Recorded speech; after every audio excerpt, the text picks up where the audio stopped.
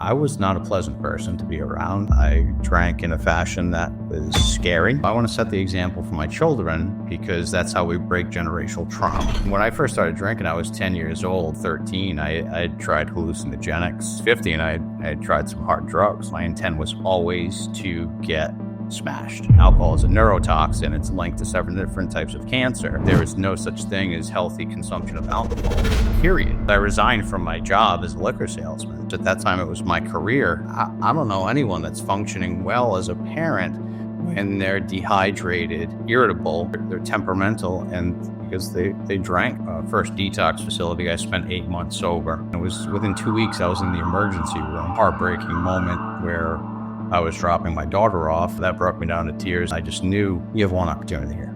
You have 100% one opportunity to change your life. If I continued to go on that path, that I would 100% eventually die.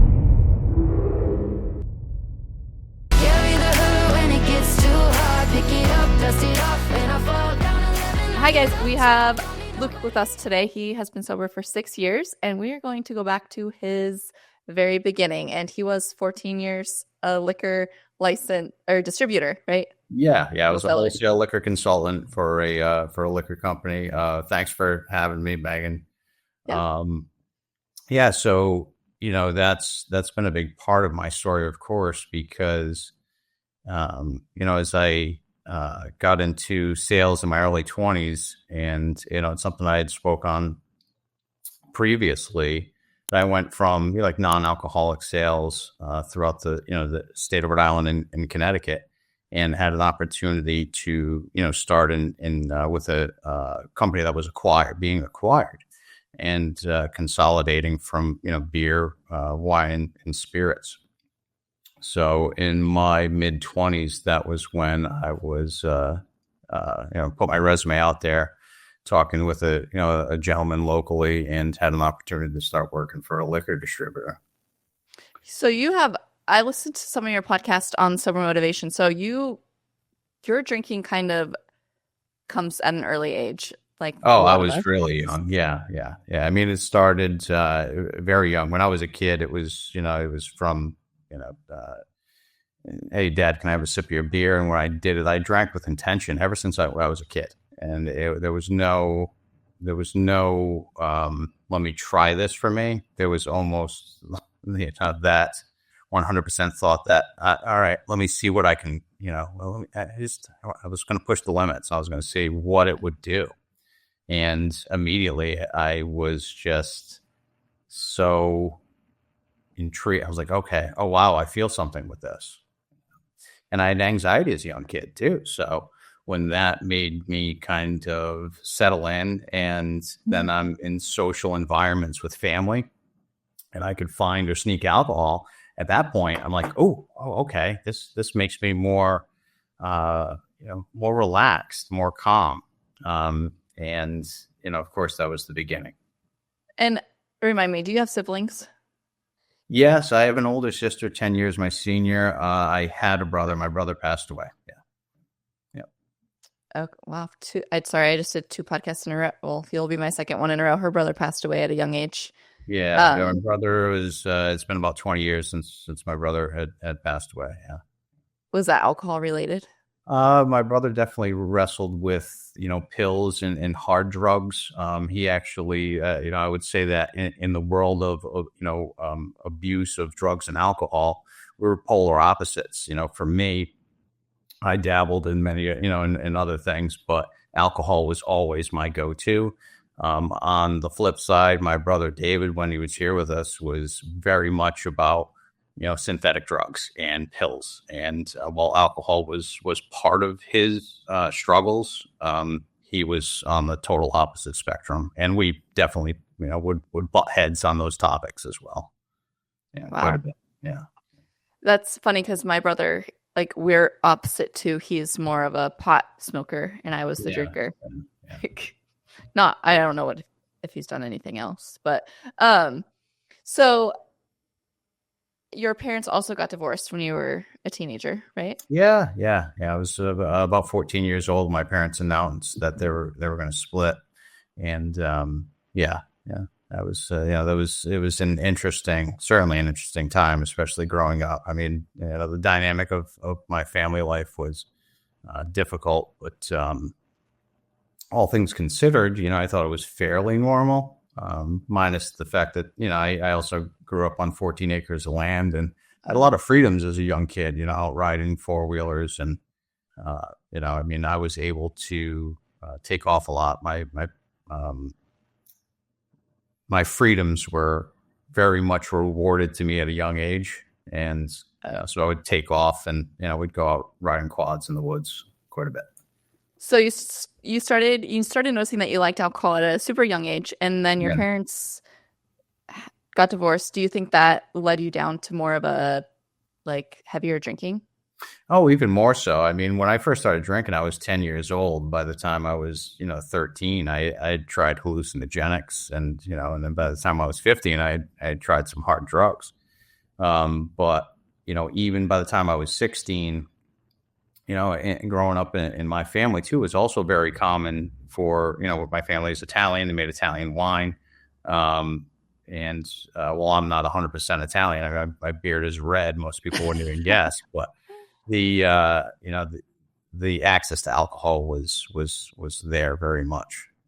After my parents got divorced, my brother went off and lived with my mother. I stayed with my father, and it was even common for my dad to pick me up a 6-pack of beer. He would, yeah. I mean, he was, and because he wanted me safe. He'd be like, all right, listen, if you're gonna drink, you can drink at home. And I'm sure he regrets that now. But he probably didn't know what to do with me either, because he knew either way I was going out. And he knew, maybe at that time he figured, well, this guy's struggling, siblings are living in separate households. He's going through a divorce. I mean, as parents, we're never making all the right decisions. And I think the world of my father. But at the time, he probably thought, it was just a dad, being able to sit back and let his son enjoy a beer as a couple of men, and me as a young man.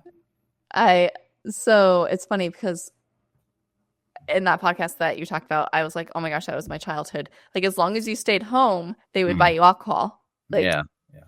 But I feel like too often it leads to more, and I don't think our parents realize how bad it actually gets, even though they're kind of enabling it. Oh, totally. And I mean, what he didn't know was where my levels of early alcoholism and dishonesty were in there, because as a young man, sure, I might be having 2, 3, 4 beers at the house, but then, I was hopping in the car, or I was going out with buddies, and, or I was raiding the liquor cabinet, or someone else was buying booze for me. And then I was going out and I was throwing down. And, in a fashion that was just the way that I started, with intent. My intent was always to get smashed. Right? Yeah. I wasn't having one or, I just don't understand, for me, I just don't get one or two. And, for the folks that do consume, now the studies show that, alcohol is a neurotoxin. It's linked to several different types of cancer. There is no such thing as healthy consumption of alcohol, period, from what we understand now. But wait, one glass of wine is healthy for you, right? Well, that's, sure. Well, now here's the other, the flip side of the coin. Now, as a liquor salesman too, for 14 years, I went from working in a beer division to then into a wine and spirits division. And, so I had a successful career of being promoted 3 times over the course, or 2 times, from first job to the next division to the third division. And, I was either salesman of the year or runner up every year. I was a very successful functioning alcoholic. But I was all, as we touched on before we hit record, was I was in those meetings. I was in the meetings that talked about 1 glass of wine is good for you. 2 glasses of wine is good for you. The early inception of the mommy wine movement never sat well with me. I did not like sitting in those meetings. And when they did that, I said, this is just wrong. It was wrong. The literature that they were marketing and putting out there But of course, at that time, it was my career to also put those products out into the retail locations with those advertisements up. And none of it was good. But it just goes to show you that that's what those companies are targeting. They're targeting people for consumption. And, no one's, I don't know. It shows someone with a goblet of wine that is, oh, well, this is what you do at the end of a rough day with the kids. Well, I don't know anyone that's functioning well as a parent when they're dehydrated and, irritable because, they're temperamental and because they drank either that evening or the day before. That mommy wine culture. I fell into that. Yeah. I mean, and I fell into the hot summer days on the beach. We're all going to go down there and I was going to play volleyball. Oh yeah, where everyone's having fun. You're having fun until you're throwing up the next morning. Or so you were literally a part of the alcohol advertising. Yeah, you were. I would sit on the meetings before they launched. I would see the advertising that was about to roll out. We had suppliers that were asking our input on what to go to market with and to advertise with. So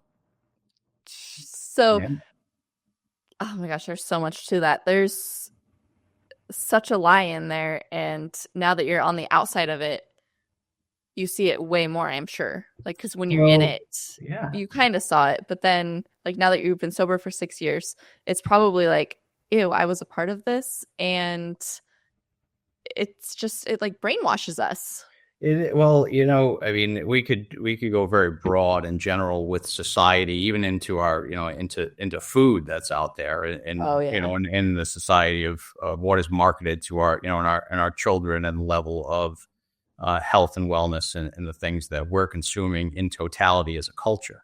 But in the topic of alcohol, there was definitely some shame in my previous career. At the same time, I really wouldn't, and this is something I say very often, I'm exactly who I am today because of, the way that life has played out, and up to and including 14 years of what I've done in sales. And that's been a big part of now why I do have the desire to, engage in the sober community.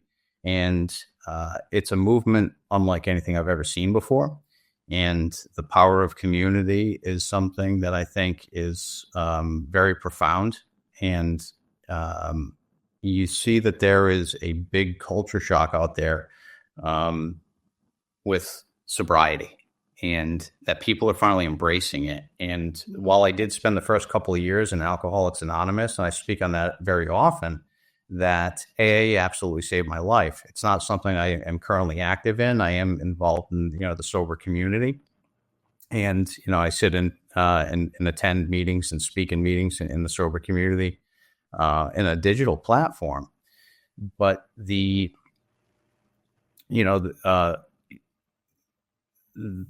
speaking out loud part is a big thing. I think that's the thing. It's, our voice can be heard, and now that it's not as taboo as it once was, because at a time it was like, oh, you're an alcoholic. And now people are actually cheering us on. People are saying, you know what, good for you. I wish I could do that. And we're able to share the tips on how we implement wellness and self-care, and to actually learn how to love ourselves. Now, that's not something you hear from most men, to be honest, and women alike, because you say, oh, just have another one and suck it up. We're just causing self-harm, and there's nothing cool about self-harm. There's something cool about wellness and care. And for my kids especially, they have never seen me drunk, and as far as I'm concerned, with my intent of spending a life as a sober person, I pray that they never will. So I want to set the example for my children because that's how we break generational trauma. If there is trauma from generation to generation, then we as parents have a responsibility to first take care of ourselves and then set the example for how our children are going to grow up. My daughter's she's a little woman in training. My son is a little gentleman, and that's what I want them to present themselves as they get to that point and grow, because you get it as a parent. Every day our kids get older. Yeah. And they will 100% mimic our behaviors. So that leads me to a question that I feel I've been asking a lot of people and I've been posting about it. Do you think being an alcoholic is genetic, or do you think it's our environment? Because we're breaking a generational cycle, but at the same time, people say, oh, I'm an alcoholic because my dad was. It's like, I guess, Becky, why can't it be both? Because I think that we all have the genetic makeup to 100% have those things develop. But I believe, and for me, and I'll speak for myself here, the more that I consumed and the more that life's difficulties came into my world, and that I decided to continue to handle them in alcoholic behavior, my compulsive behaviors became more prominent in my abuse of alcohol, as an alcoholic. Yeah. And the same thing can be said for my early sobriety and how much ice cream I like to consume. Or, so compulsive behaviors, I think if there is a gene, and I can't certainly speak on this from a full professional or scientific format. I mean, that's not my expertise in any way, shape, or form. But for me, what I do believe is that there's probably genetics, and over the course of time, society plays a role, environment plays a role. And I would say that as I watch my children grow up, I would watch for those same behaviors as a parent for myself. Yeah. That's the best way I could answer that. Yeah, no, I agree. I just I feel like nobody blames their addiction to caffeine or sugar on their parents. They only want to blame the alcohol on their parents, because I feel like it's easier to be like, it's genetic. I don't know. Just like when you're overweight, you blame it on if your mom or dad were overweight. It's but you don't have to be overweight. True. Absolutely. Maybe it'll be harder for you to lose weight, but you don't have to be overweight. No, I think that, in the top of wellness, in the whole, we all have a responsibility to take care of ourselves. And from sobriety, my years, I have found incremental growth in, overall health and wellness. From you touch on caffeine, and I still have too much sugar in my diet, but I switched from drinking a half a pot of coffee a day to now drinking only mushroom coffee. And those are the things that slowly you will find incremental growth. And in the first year for me, it was just simply keep my head above water, stay sober. I was also going through, early sobriety. I was going through a divorce. My now ex-wife had left with my children. I had to deal with court.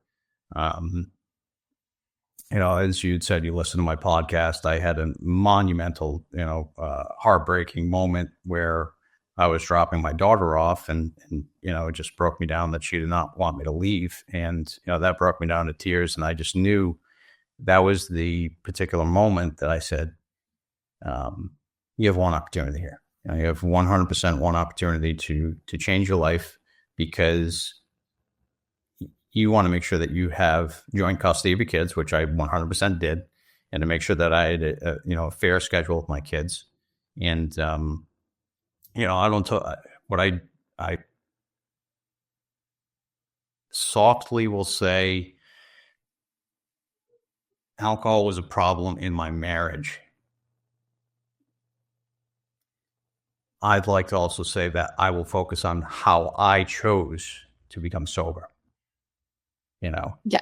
My children have one mother and one father, and I will look at myself in the mirror and I'm sure you can read this into whatever way, and anyone hearing this will read into it anyway. But I made a choice to change my life and get sober. You hope that others will support you. And I had, some people who did, some people who did not. And that's okay. Cause I just knew what I needed to do. And that's all that matters. It's like, you have to do it for yourself. Yeah. Yeah. Yeah. And I mean, let's go into what got you sober and your road to sobriety. So in my road to sobriety, it was, I will say that I went back and forth for years just trying to white knuckle it. I would go and there was a rare occasion over the course of decades. Now I'm 47, and I'm sober 6 years as of yesterday, December 30th of 2024. And that's a milestone day for me. But up leading to this point, well, I did not know any other way to quell my anxiety and with drinking that every once in a while I'd try to take a day off. And my days off would lead me to, 1 or 2 beers because I was so hurt from the day before that was all I could muscle down. And, eventually I as I was going through difficulties in my marriage, I did check myself into a rehab. I was still with the liquor company. I had the support of, the liquor distributor that I worked for to go and get some help. And at that point, after I got out of that, first detox facility, I spent 8 months sober. Things continued to pose issues at home. I was certainly unhappy. And, while I was in therapy and going to AA at the time, when I got to a certain point, I said, you know what, maybe I'm okay. And, when I picked up again, it was within 2 weeks, I was in the emergency room. And the doctor just told me that my potassium levels were fatally low.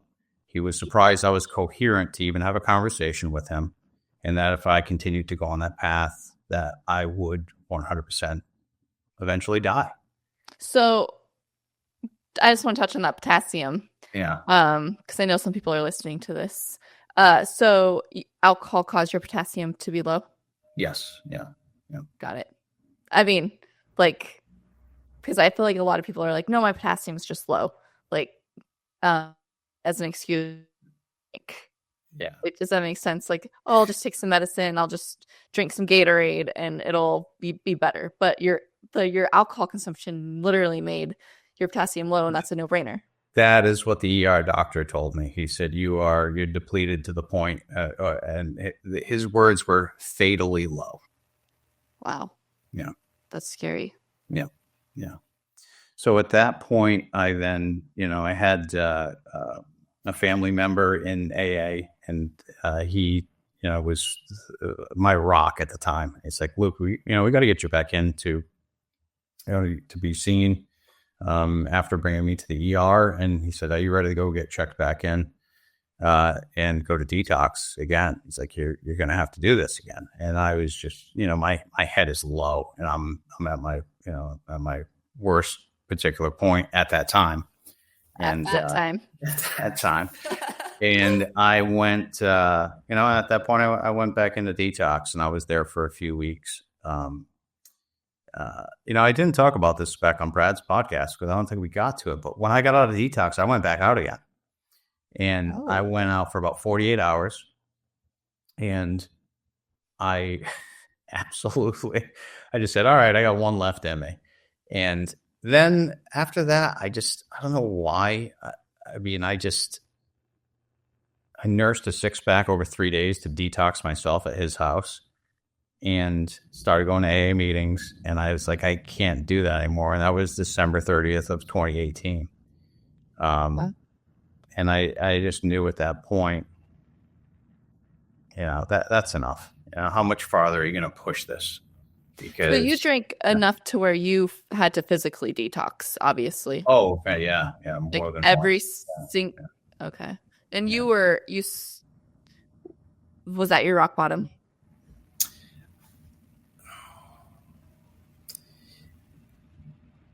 Honestly, I think my rock bottom is the day that my daughter and I was sober. This is now after that I went through and went back out after my last time in detox. And now I was a few months sober. I was, seeing my kids regularly. And I don't know if I didn't have that moment with my daughter, I'm not sure what would have happened. But when I saw her, crying, "Daddy, don't go," that day, that I probably had about 3 months of sobriety, then at that point, I would probably call that my rock bottom, which it hit me in sobriety that I was, had the opportunity to be the father that my kids deserve. And, so I'm not sure, I've had quite a few, but that particular one, that hit me the hardest because I was able to feel my feelings. And I'd say that might have been the true eye opener, the true rock bottom. Because I know at that point I had pushed it as far as I possibly could. I owed it to myself and to my children to then, become the best version of myself. And that day I probably had 90 days and,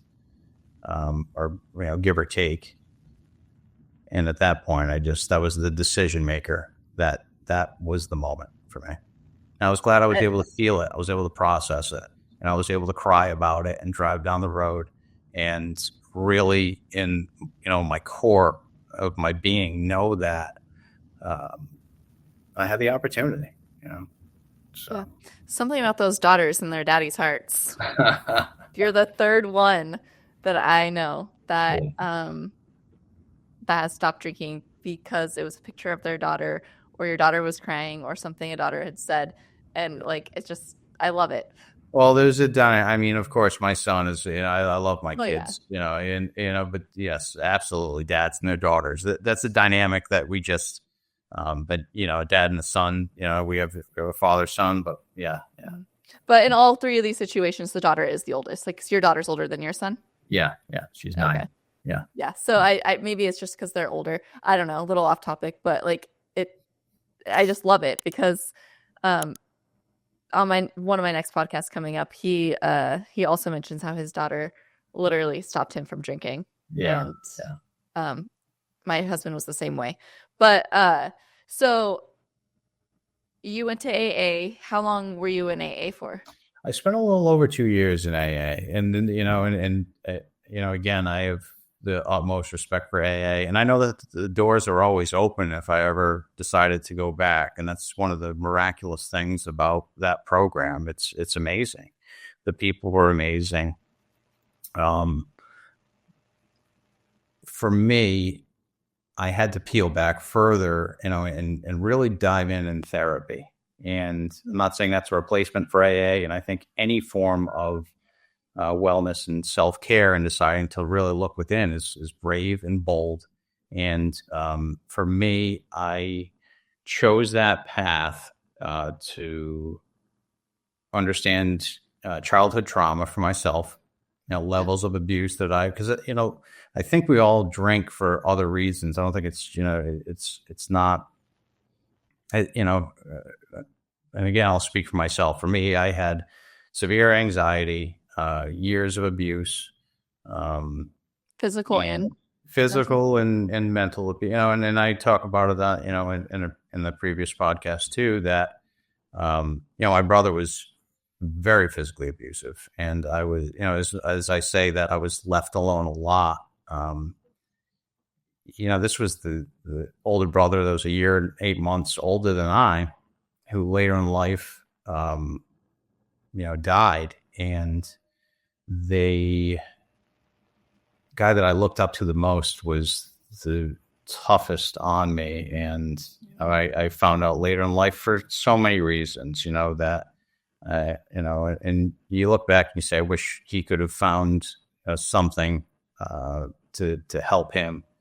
And in some ways, I guess he did, that's how I have to look at that way for me. But there was a lot there. There was a lot there, and from parental to sibling, to really work on childhood traumas. And then I started to understand a bit more of my attachment style and issues of childhood abandonment, that I had from my parents' divorce, and there's a lot of layers to peel back on. And I think it takes a lot of guts. I'll speak for myself. I'm very proud of myself to look within. And I think that a lot of, if men and women, if I'm speaking about men and sobriety, I think, that's also a big deal. It's okay to cry. It's okay to go to therapy.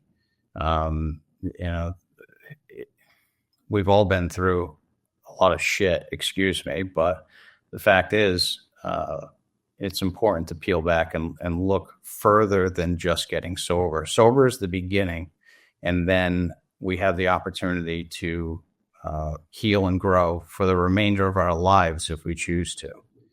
And I think that's a big part for me. I plan on spending the rest of my life growing as an individual, as a parent, as a son, as a friend, to my loved ones, and to make sure that I'm taking care of myself so I can be the best version of those I choose to, share in life with. I love that you touch on childhood trauma, because I feel like so many of us have some sort of childhood trauma or abandonment trauma, but a lot of men, I guess, and like you said, speaking for yourself, but the men that I know refuse therapy. And it's like, but it actually works. If you find the right therapist, like, it can actually make you dig up what is bothering you. And like when I first started, I mean, I probably don't talk about it enough, but like when I'm still in therapy, but I feel like it really does help stay sober, because you're like, oh my gosh, I was that way because of all of this. And let me learn to heal and work through it and feel those damn emotions. Like you said, that first year is all about getting through it. Yeah. What was that first year like for you? The first year was really rough. It was, it was going to meetings. It was, going ahead, hey, go get your coffee, go to an AA meeting. At that time I did have I had some financial means, because I resigned from my job as a liquor salesman. And then I was looking to, rebuild myself in a different career. And I went from one job to another. I had 2 quick jobs, and then I ended up back in a consulting role in sales, outside of the liquor business, naturally. But the first year it's rough. It's absolutely rough. But those pink cloud moments that they talk in AA are there, and then you kind of plateau a little bit, and then you go, is this all there is? And then I went to year 2, and I continued to do the same thing. It's like, all right, just keep going, stick with it. You got to stick with it. You got to stick with the program. You got to talk to your sponsor. You got to go to meetings. And then I just really found myself back. I'm a surfer, and I started to hike again. It wasn't a big hike when I was younger, but I'll tell you, the statistics of healing in nature are huge. And getting outside and getting your body moving are a big deal. At the same time, I was still eating it. I was eating ice cream. I had those sugar cravings. I knew that I was consuming too much caffeine, and those are big things to start doing. But you don't have to do it all at once. That's the thing that I found. I said, okay, well, so you start making small changes, because it's a marathon. You're not sprinting through this, and if you try to take on too much at once, your cortisol levels are going to be through the roof, and you're not taking your best care of yourself. So it takes time to do these things. And, everyone's, as individuals, we have to do what's best for ourselves. So I found that level of individual support in therapy, and I sought solitude for a while. I sought solitude in nature. At this time, I was in a previous relationship that I would have deemed abusive. And then I started looking at, ironically, I started looking at attachment theory through Dr. Sue Johnson, was the one that pioneered emotionally focused therapy. And so I started following Julie Manano is another woman that talks about, she has a Instagram, it's called The Secure Relationship. And Jillian Turecki is another woman. And I started listening to various podcasts. So outside of therapy, I was also doing my own research. First, for the reason of trying to understand why someone else might have issues that I could be better supportive of. But what I finally discovered was I need to understand more of myself. Yeah. Can't fix anyone else's problems. But I then looked within and I decided, well, this is your attachment style. And these are your, childhood trauma wounds. And then as I built my own self-care and grew within, I then started to realize that I deserved to be treated a certain way. And that was a big eye-opener for me. So as I integrated that into my therapeutic routine, I moved forward in life, focused on being a father and taking care of myself. And at that particular point, and then this really in the past, year, that's when I said, and I really kind of want to see what I can do to talk on, the root causes of sobriety. And I think that, men and women as a community can thrive to their best abilities when we're having these open conversations. Yeah. And not keeping it in. Like you said, there are a lot of, if it's men in particular, why hold it all in? Males, females, whoever, if you're holding it in, talk to somebody about it. It's huge. I like the saying, like, get sober out loud. Yeah. Yeah. Because absolutely. I feel like you can't get sober in silence. Yeah. I mean, it'll be harder. I mean, I'm sure it's doable. I sobered out loud. But yeah, like I feel like people have to speak in communities, like you said, and just be involved. And I don't know, there's just so much to it. Like, ask for help. Well, I felt alone for a long time, and I have never felt so entwined with individuals and others as I do now in the sober movement. And it's pretty exciting to be a part of that. And that's what's led me to, hop on a podcast with you. And, as I'm looking into 2025 and the things that, I'm considering doing moving forward, as now I understand my attachment wounds, my root causes for alcohol abuse, and other things, and even we had touched on it a little bit. I had mentioned how I was prescribed Adderall for ADHD. Now, so yeah, I really wanted to talk about that. Yeah, Thanks for bringing that up. Because I feel like that overstimulation made me drink more, and overstimulation is a huge part of ADHD. And I don't think you realize it until you quit drinking. Like, I am overstimulated. I'm drinking to calm myself, but really, like, you're just messing with yourself, especially if you're drinking Adderall or taking Adderall, because, like, oh my gosh. So tell me about your relationship with Adderall and alcohol. So yeah, as I was going through trying to get sober, and I was also, I was drinking. I was seeing my, my doctor, and I still have the same position. He's amazing. Most of the time, he's like, all right, take, all right, your throat's sore, take ginger. Yeah, he's not one to whip out the prescription pad, and I love that. But I went and saw a specialist. Said, you have these tendencies towards ADHD. I took the test. And they're like, all right, well, here you go. Here's your prescription for Adderall. And I was like, okay. Now I started taking it. And then the next thing you know, I'm drinking more because I'm taking really legal cocaine. And so here I have something that the only thing it's helping me do is stay more focused when I'm intoxicated from booze. So that was a formula for increased intake of alcohol consumption. And fatty liver and all the things that start to come along with that, because now I'm consuming a lot more calories, and I'm able to do that because I have a stimulant that's kind of propping me up to just stay focused and drunk. So, yeah. I think that there is a place for certain prescriptions with certain individuals. For me, that was a formula for disaster. I cannot stress enough what I now understand about long-term use of nootropics that you take on a regular basis for brain function, things like lion's mane. And like I said, I don't drink coffee anymore. On a rare occasion, I'll stop and I'll have one at a coffee shop. But, to drink mushroom coffee and, trying to keep it clean with those type, or, like a ceremonial matcha green tea is something that I've actually been missing. I haven't had it in the house for a while, but it's a much cleaner form of caffeine. And it has L-theanine in it, which is another.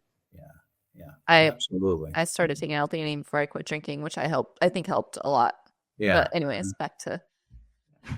But yeah, the Adderall for me was 100% just giving me the opportunity to throw down hard.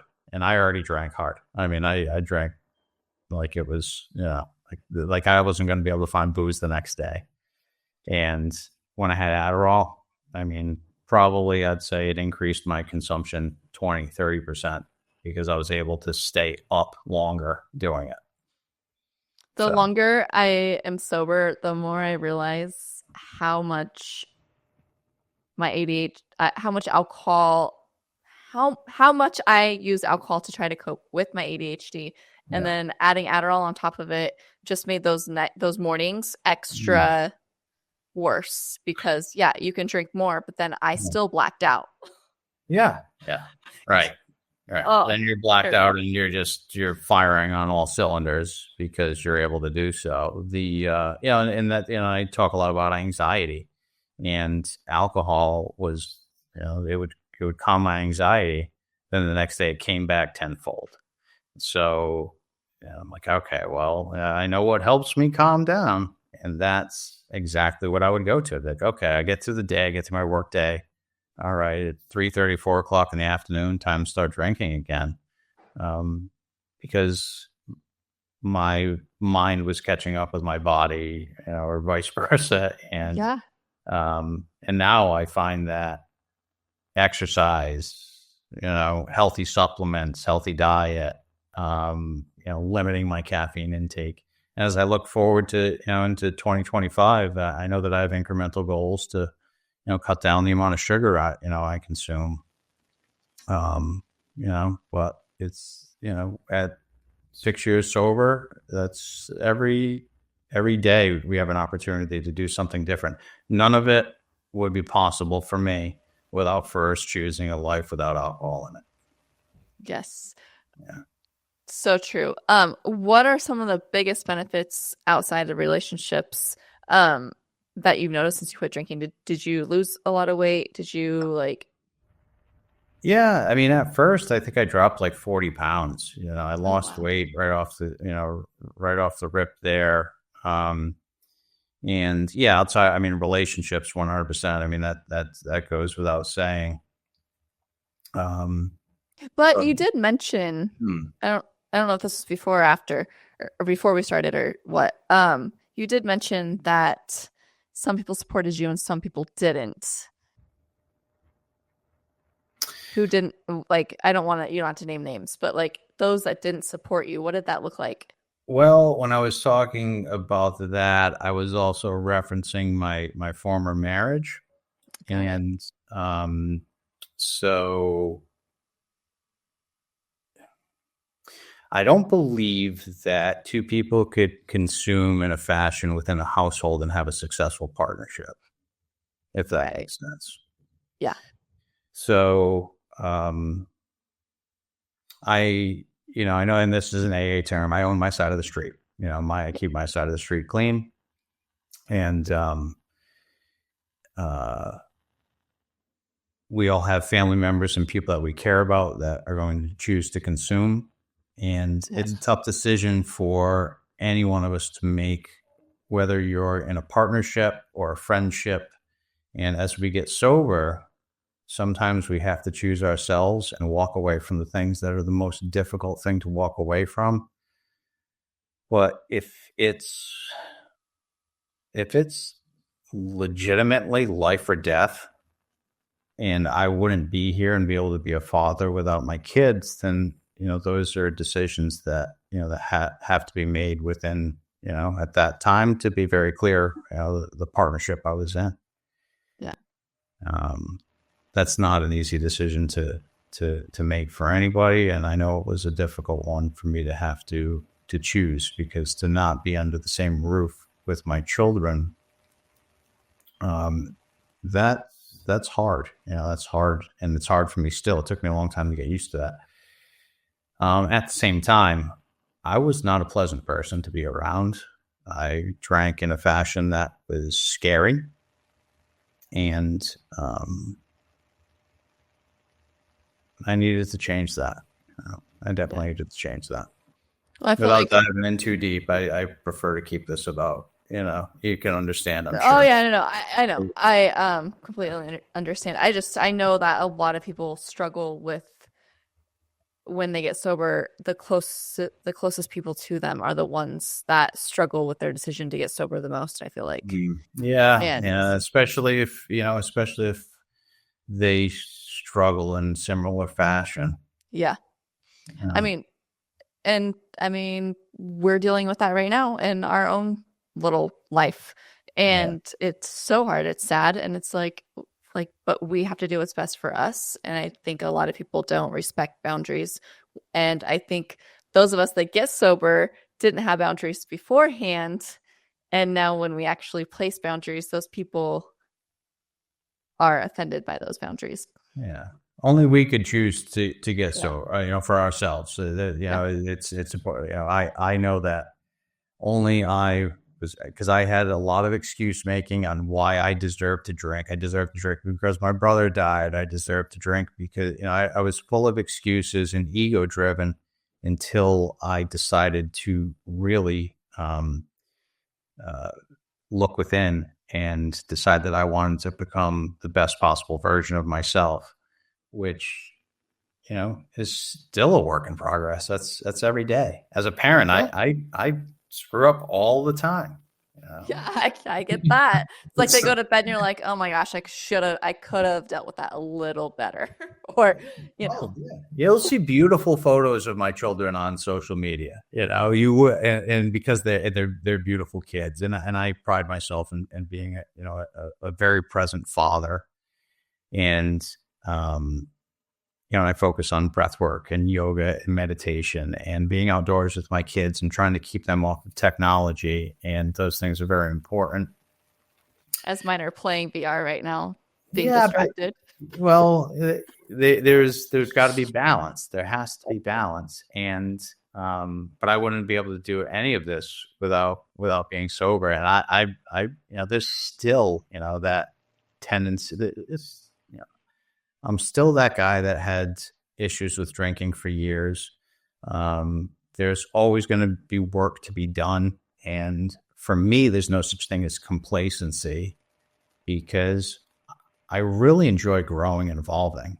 And I really enjoy growing and evolving as a parent, as a person. And there's always going to be work.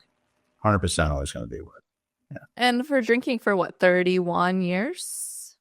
You said you're 47? You started at 10? Oh, yeah. Yeah. 30, that's 3 decades of drinking. Yeah, 47, that's a lot. And you know what, that's, at the time, I'm a young man with a developing brain, so I'm sure I did my fair share of damage. I seem to be doing just fine from a capacity of, mental and spiritual and. But our brains, I've heard, I don't research the brain, and obviously I'm not a doctor, but I've heard that the brain repairs itself. The brain does repair itself, from my understanding as well. Yeah, I'm also not a physician, but right. We're very fortunate. Yeah. And I haven't researched the brain yet, so And the liver, the brain, these things do regenerate. And with the studies and statistics that I understand show there are major incremental physical benefits from 1 week to 1 month, so on and so forth.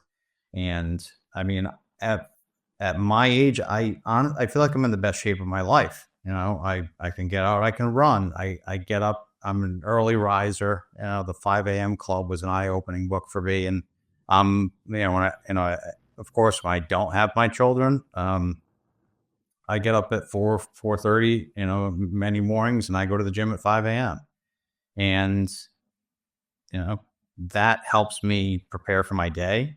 And, it's tough. It also helps me because I miss my children when they're not around. Yeah. So I have to prepare myself. I have to take the best care of myself that I can. And, lately the winter's been darker and I haven't been getting up but I make sure I do take care of myself. Those are benefits of sobriety. As you asked the question before, outside of relationships, it's been self-care, it's been self-care. And, now outside of my current profession, I'm looking at other opportunities within the sober community. I'm in a coaching program that I plan to develop and launch in 2025. I've got, a small tribe of growing connections in my life that are just wonderful. And these opportunities continue to present themselves inside the sober community and outside. Yeah. So. Well, 6 years sober. I mean, that's it's a pretty big number for how long you drank. Yeah. Thank you. I appreciate that. Congratulations on that. And, so what advice could you give people that are watching this, that are like battling their own decision to drink or to quit drinking? Well, if they're struggling, and actively consuming now, the best advice that I could say is that once you decide to go through the difficulties, first off, the choice is 100% up to you. It was 100% up to me. And, I had to get to that place. What I can say is that life just becomes abundantly wonderful if you choose to drink. If you're drinking in a fashion, or you don't, even if you're not abusing the way that maybe someone like myself did, and you just realize that you don't like to have a couple of glasses of wine. There are people that are gray drinkers that maybe didn't have the rock bottom, but have chosen to live a life of sobriety. I'm seeing more and more of that within the sober community. I think it was actually Melissa that mentioned the gray area drinking. That was the first time I heard of it. Yeah, there's also another woman who talks on it. Caitlin Henry is her name. She is also a podcaster, and she is she talks about gray area drinking. It's become something I wasn't very familiar with the term. Yeah. But to really answer your question, I think if you're struggling and you decide to start, life really does get better. And for me, I'm a more present father. I wake up, I feel well. I'm able to make healthier choices for myself. My mental capacity is significantly north of what it was when I was drinking. And you can have fun. You really can have fun in sobriety. I like to dance. I like to go to concerts. I like to get outdoors and do things. And there is so much to do out there. I'm just a big kid. I really am, with responsibilities and bills. and ladies. Yes. I mean, if we're losing, I actually said this today. When we were hiking, that I don't ever want to lose the kid inside of me anymore.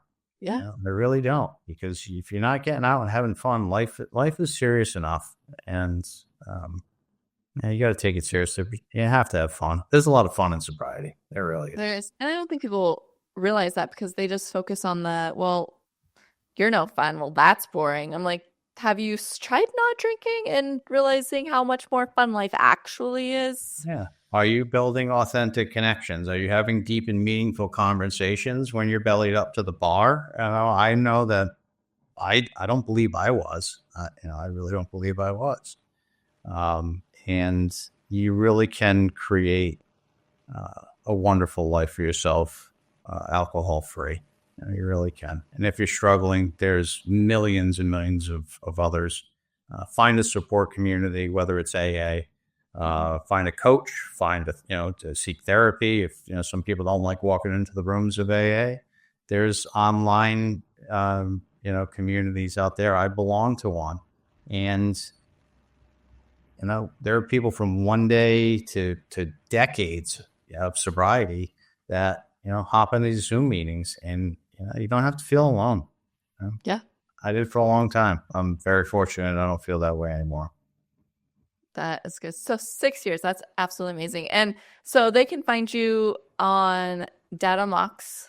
Yep, Dad on the Mocks on Instagram is where you can find me, and I'm going to be launching more stuff coming up in this year, and as I develop my coaching program and other things that I'm not sure exactly what I've got a few things in mind, but for now I'm available. DM me. You want to talk to someone that's sober? I'm at Dad on the Mocks on Instagram. I talk to people all the time, and it's just nice to connect. You're connecting with people, and there's so many people out there. I've met so many wonderful people that I've talked to people in Canada and the West Coast, and here I am talking to you. You're in Idaho, and I'm in Rhode Island, right? Right. Yeah. I mean, it is absolutely phenomenal. Like I have people from Australia, New Zealand, Malaysia, UK, this huge presence. UK is huge. I have noticed that as well. Yeah.